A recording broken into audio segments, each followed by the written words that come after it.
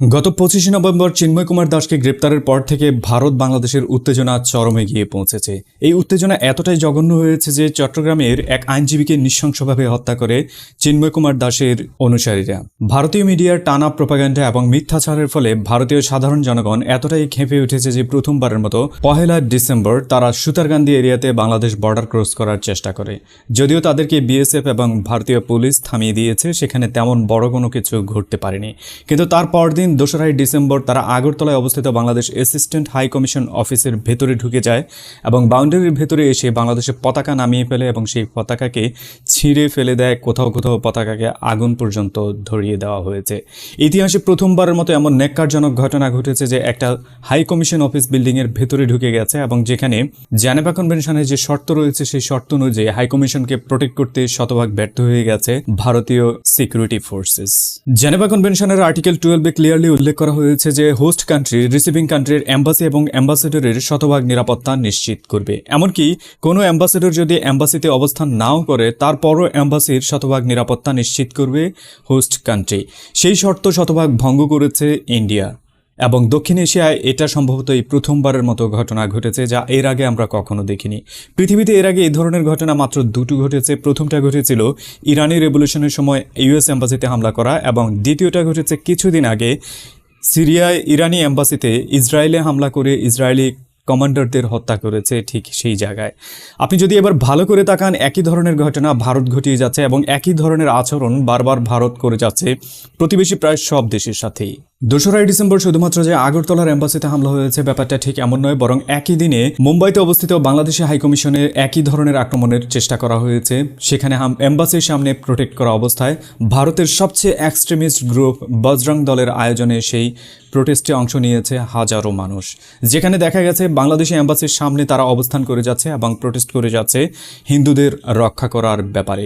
কিন্তু যে ঘটনাকে কেন্দ্র করে তারা এত বড় আয়োজন করে যাচ্ছে, বাস্তবতায় সেই ঘটনার ভিত্তি অলমোস্ট জিরোর পর্যায়ে। বাংলাদেশি হিন্দুদের উপর যে অত্যাচারের কথা সারা পৃথিবী জুড়ে চাউর করে প্রচার করা হচ্ছে, সেই ঘটনার বাস্তবতায় দূর দূর পর্যন্ত কোনো সম্পর্ক পর্যন্ত নেই। একটা মিথ্যা ন্যারেটিভের উপর ভিত্তি করে ভারতীয় প্রোপাগান্ডা এতটাই চাউর হয়েছে যে সেই প্রোপাগান্ডায় হাজির হয়ে গেছে ভারতীয় গভর্নমেন্ট পর্যন্ত। সরাসরি ভারতীয় সরকার পর্যন্ত সেই একই ধরনের প্রোপাগান্ডাকে ভিত্তি করে তাদের সংসদ পর্যন্ত উত্তেজনাকর পরিস্থিতিতে নিয়ে গেছেন। ভারতীয় টপ লিড যতগুলো রাজনীতিবিদ রয়েছেন তারাও একই সুরে কথা বলছেন, এমনকি কংগ্রেসের মতো বিরোধী দলও একই সুরে কথা বলছেন এবং প্রোপাগান্ডাকে পুঁজি করে বাংলাদেশের ভেতরের পরিস্থিতি অস্থিতিশীল করার জন্য যথেষ্ট পরিমাণে চেষ্টা করে যাচ্ছেন। এখানে যুক্ত হয়ে গেছেন ছোটখাটো যতগুলো রাজনৈতিক দল রয়েছে ভারতে, তারা সবাই, এমনকি তৃণমূল কংগ্রেসের অন্যতম প্রধান লিডার মমতা ব্যানার্জি পর্যন্ত একইভাবে যুক্ত হয়ে গেছেন, যিনি বাংলাদেশের ওপারের বর্ডারে অবস্থান করেন এবং বাংলাদেশ সম্পর্কে তার সবচেয়ে ভালো ধারণা থাকার কথা, এবং তিনিও একই সুরে কথা বলে বাংলাদেশকে অস্থিতিশীল করার সব ধরনের আয়োজন করে যাচ্ছেন। মমতা ব্যানার্জি তো অন্যান্যদের থেকে কয়েক গুণ বেশি এগিয়ে গেছেন এবং তিনি বাংলাদেশের ভেতরে ইউনাইটেড নেশনের সিকিউরিটি ফোর্স, পিস ফোর্স নিয়ে আসার জন্য পর্যন্ত মোদিকে রিকোয়েস্ট করেছেন। জাস্ট ইমাজিন করেন মমতা ব্যানার্জির মাথা কতটা খারাপ হয়ে গিয়েছে যে বাংলাদেশের ভেতরে ইউনাইটেড নেশনের পিস ফোর্স নিয়ে আসার জন্য রিকোয়েস্ট করে যাচ্ছেন, যে বাংলাদেশ ইউনাইটেড নেশনে সবচেয়ে বড় পিস মেকিং ফোর্সের কন্ট্রিবিউশন করে যাচ্ছে। যে মমতার দেশ ভারতবর্ষে হিউম্যান রাইটস বলতে যত কিছু রয়েছে তার সবকিছুই শতভাগ ভায়োলেটেড হয়েছে। পাঞ্জাব থেকে শুরু করে কাশ্মীর কিংবা ঝাড়খণ্ড থেকে মণিপুর, আসাম এবং ত্রিপুরা, এমনকি ওয়েস্ট বেঙ্গল। শুধু এক মণিপুরেই 400-র বেশি খ্রিস্টান চার্চ পুরোপুরিভাবে ধ্বংস করা হয়েছে, 17,000 বাড়িঘর শতভাগ বশীভূত করা হয়েছে এবং 50,000-এর বেশি মানুষ এখন পর্যন্ত তাদের বাড়ি ছাড়া হয়েছে এবং 1.5 মিলিয়নের বেশি ডিসপ্লেসড হতে বাধ্য হয়েছে। ত্রিপুরা, আসামে মুসলিমদের অবস্থা যেমন খারাপ, তেমনি একই অঞ্চলে খ্রিস্টানদের অবস্থা আরও বেশি নাজুক অবস্থায় রয়েছে। ঝাড়খণ্ড এবং ওড়িশাতে হিউম্যান রাইটস বলতে তেমন কোনো কিছু নেই, যার শতভাগ ভায়োলেটেড হয়েছে আদানি আম্বানিদের সুযোগ সুবিধা করে দিতে গিয়ে। মমতার রাজ্যে পশ্চিমবঙ্গের সন্দেশখালির কথা কিছুদিন আগে শুরু হয়েছে, যেটা এখনও তরতাজা এবং সেখানে নারীদের কতটা নৃশংসভাবে নির্যাতন করা হয় সেটা আমরা সবাই জানি। আরজি কর মেডিকেল কলেজের ঘটনা এখনও তাজা, যেখানে একটা নারীকে কত নৃশংসভাবে যন্ত্রণা দিয়ে মৃত্যুর পথে ঠেলে দেওয়া হয়েছে এবং রাষ্ট্রীয়ভাবে সে সবকিছু অস্বীকার করা হয়েছে, তা আমরা ক্লিয়ারলি জানি। 21 শতকের মমতার ভারতবর্ষ এখনও বর্ণপ্রথায় বিশ্বাস করে, যেখানে দলিতদের বেঁচে থাকার অপশন খুবই সীমিত করা হয়েছে পুরো ভারতবর্ষ জুড়ে। এমন কোনো দিন নেই যেখানে দলিতরা নির্যাতিত হচ্ছে না, নিপীড়িত হচ্ছে না কিংবা মৃত্যুর মুখে ঠেলে দেওয়া হচ্ছে না তাদেরকে। সেই মমতা যখন আমাদেরকে সেই ইউনাইটেড নেশনের পিস কিপিং মিশনের কথা শোনায়, তখন ব্যাপারটা এতটাই হাস্যকর মনে হয় যেন একজন স্লাট এসে বলছে সে ভার্জিন। হিন্দুত্ববাদকে পুঁজি করা ছাড়া ভারতীয় রাজনীতিতে বিজেপির তেমন কোনো ভালো অবস্থান নেই। সেই ভালো অবস্থানকে ধরে রাখার জন্য তৃণমূল কংগ্রেস থেকে বিতাড়িত লিডার শুভেন্দু অধিকারী কিছুদিন আগেও ঠিক একই ধরনের মন্তব্য করেছেন। তার উগ্র আচরণের ধরন এতটাই ন্যাক্কারজনক যে তিনি সরাসরি বাংলাদেশকে হুমকি পর্যন্ত দিয়ে বসেছেন এবং পেট্রোপোল বর্ডার অভিমুখে লং মার্চ নিয়ে আসার পর্যন্ত ঘোষণা দিয়েছেন। একইভাবে তিনি অনেক বাজে মন্তব্য করে যাচ্ছেন, যার প্রত্যেকটা মন্তব্যই মূলত একজন বিশুদ্ধ রাজনীতিবিদ হওয়ার ক্ষেত্রে অন্তরায়, যাকে কোনোভাবেই রাজনীতিবিদ বলার কোনো সুযোগই থাকে না। এমনকি বাংলাদেশিদের জন্য সব ধরনের বিচার ইনস্ট্রাকশন দেওয়ার জন্য পর্যন্ত তিনি সরাসরি কেন্দ্রীয় সরকারকে আবেদন জানিয়েছেন। যে শুভেন্দু অধিকারীকে কলকাতার মানুষ মূলত বলে একজন পাগল এবং যাকে বিজেপি নিজেও খুব একটা পাত্তা দেয় না এবং বিজেপির পায়ের তলায় পড়ে থাকা একজন থার্ড ক্লাস লিডার হিসেবে চিন্তা করা হয় ভারতের মাটিতেই, তাহলে ধরুন এবার বাংলাদেশের মানুষ কিভাবে তাকে চিন্তা করবে? ঠিক থার্ড ক্লাসের চেয়েও নিচে কেউ। শুভেন্দু থেকে মমতা, জয়শঙ্কর থেকে প্রিয়াঙ্কা গান্ধী, এমন যত লিডার রয়েছে ভারতে, তাদের এই মিথ্যা প্ররোচনায় পড়ে ভারতীয় ব্যবসায়ীরা পর্যন্ত এতে সামিল হয়ে গিয়েছেন। কলকাতার বিভিন্ন ধরনের হোটেল, রেস্টুরেন্ট কিংবা মেডিকেল ইনস্টিটিউটগুলো পর্যন্ত বাংলাদেশিদের উপর ব্যান জারি করেছে। একইভাবে ত্রিপুরার হোটেল, রেস্টুরেন্টগুলো বাংলাদেশিদের উপর সাময়িক ব্যান জারি করেছে, যা ক্লিয়ারলি প্রমাণ করে একটা মিথ্যা প্রপাগান্ডাকে রাজনীতিবিদরা যখন হাতিয়ার হিসেবে ব্যবহার করেন তখন সাধারণ মানুষ কতটা এতে অন্ধভাবে বিশ্বাস করে এবং কিভাবে একটা দেশকে ধ্বংসের মুখে নিয়ে যেতে পারে। এবার যদি পুরো সামারিকে আপনি বিশ্লেষণ করতে চান, তাহলে পুরো ঘটনার মূল কেন্দ্র থেকে শুরু করে আজকের দিন পর্যন্ত এখানে মাত্র দুজন মানুষকে কেন্দ্র করে ভারত 17 কোটি মানুষের বাংলাদেশের সাথে এতটা বাজে সম্পর্ক তৈরি করেছে যে গত আগামী 50 বছরেও এই সম্পর্ক কোনোদিন ভালো হওয়ার সম্ভাবনা নেই বলা যায়। এর পেছনের দুজন মানুষ হচ্ছেন শেখ হাসিনা এবং চিন্ময় কুমার দাস। 5 আগস্টে শেখ হাসিনার পতনের পর থেকে শেখ হাসিনাকে পৃথিবীর কোনো দেশ জায়গা না দিলেও ভারত দিয়েছে, কারণ ভারত মনে করেছে তাদের সম্পর্কটা শুধুমাত্র শেখ হাসিনার সাথে এবং আওয়ামী লীগের সাথে। এমনকি শেখ হাসিনার সাথে সাথে আওয়ামী লীগের প্রায় 300-350 লিডারকে পর্যন্ত তারা তাদের দেশে জায়গা দিয়েছে। অপরদিকে চিন্ময় কুমার দাস তার 3 মাসের মাথায় যখন গ্রেপ্তার হয়েছেন তখন একই ধরনের রিয়েকশন ভারত করেছে এবং এবারের রিয়েকশন সরাসরি সাধারণ মানুষ পর্যন্ত ছড়িয়ে গেছে।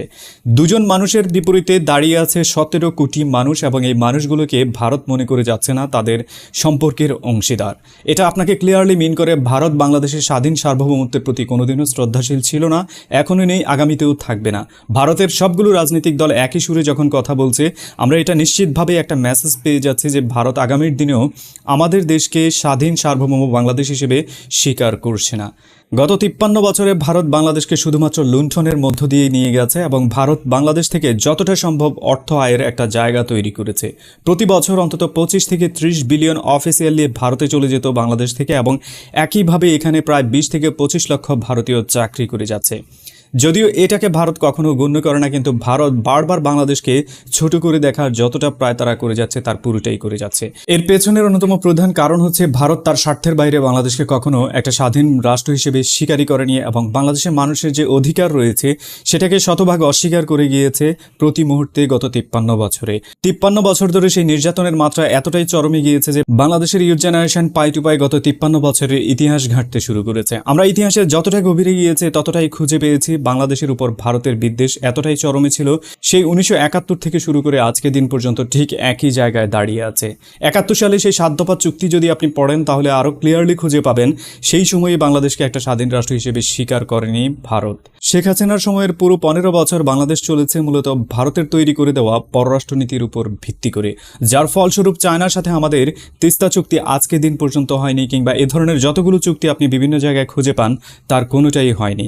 এবং বেশিরভাগ জায়গায় আপনি খুঁজে পাবেন যেখানেই বড় কোনো চুক্তি হয়েছে সেখানে ভারতকে যুক্ত করা হয়ে গেছে, যার মধ্যে অন্যতম প্রধান রূপপুর পারমাণবিক বিদ্যুৎ কেন্দ্র কিংবা রামপাল তাপবিদ্যুৎ কেন্দ্র।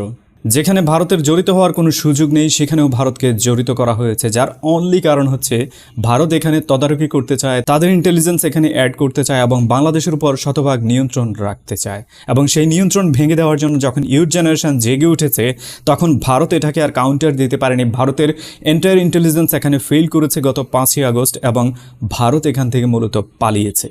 সো পরিস্থিতি যেদিকে যাচ্ছে তাতে খুব অল্প সময়ের মধ্যে ভারত বাংলাদেশের উপর বড় ধরনের কোনো রাষ্ট্রীয় নিষেধাজ্ঞাও দিয়ে দিতে পারে, এতে অবাক হওয়ার কোনো কিছু থাকবে না। বাংলাদেশ যেসব ক্ষেত্রে ভারতের উপর নির্ভরশীল সেই জায়গাগুলো থেকে আমাদের খুব দ্রুতই বেরিয়ে আসতে হবে, যার মধ্যে অন্যতম রয়েছে মূলত কাঁচামাল। সেই কাঁচামালের মধ্যে সবচেয়ে বড় অংশ জুড়ে রয়েছে তুলা, এবং তুলা আমদানির জন্য প্রায় 50% আমরা আফ্রিকার উপর নির্ভরশীল করি, বাকি 50% সারা পৃথিবীর উপর, যার বেশিরভাগ অংশ মূলত ভারত থেকে তুলা আমদানির অন্যতম বড় বিকল্প হয়ে যেতে পারে পাকিস্তান। দক্ষিণ এশিয়া ভারতের পরেই সবচেয়ে বেশি তুলা উৎপাদন করে থাকে মূলত পাকিস্তান।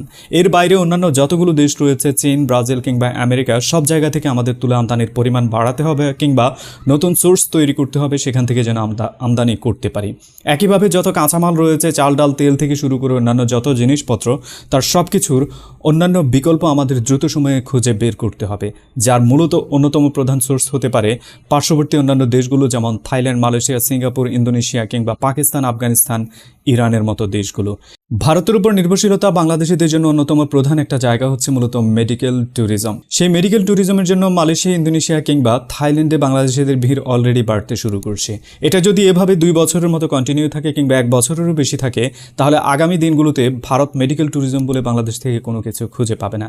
একইভাবে অন্যান্য ট্যুরিজম যতগুলো রয়েছে তার কোনোটাতেই বাংলাদেশিদের সেখানে খুঁজে পাবে না।